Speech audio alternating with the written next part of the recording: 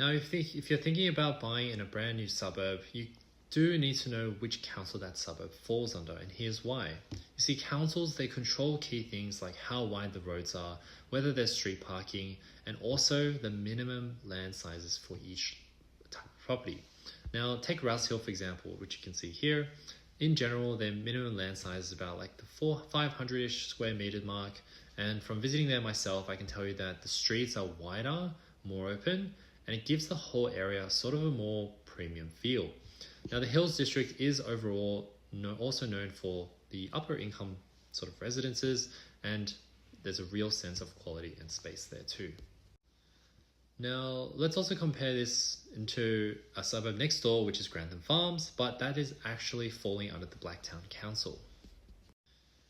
You can kind of see here that as I'm scrolling that general land sizes are around the 300 square meter mark, and I've walked the streets there to myself, and they are sort of noticeably narrower, with the more homes a bit more tightly packed, I would say. So then you might be thinking, well, what's the impact? Well, when you're buying brand new properties in a suburb like Grantham Farms, you might be looking at smaller homes and potentially higher supply. And as we all know, that property prices are driven by supply and demand. More supply generally means slower growth. And another thing that you should also notice is that lower income councils often approve developments faster, I would say with the exception of Lane Cove because they are very swift. But you can kind of tell here, so places like Blue Mountains, Blacktown, they're noticeably a lot quicker compared to the upper-ended suburbs like Hunters Hill, Willoughby, North Sydney that take, well, you can see like 250 days plus to get approvals. This also means that there's less time in the suburb planning process for places like, say, Blacktown, for example.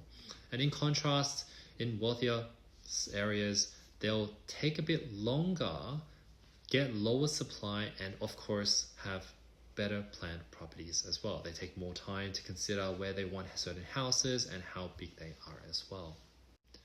Now, if you put two and two together, the council's planning rules and development speed can have a direct impact on your property's future value. If one suburb is pumping out new stocks every couple months, while another is a lot more selective and careful with its growth, which one do you think is more likely to go up in value over time? Let me know your thoughts and comments below, and feel free to ask any questions.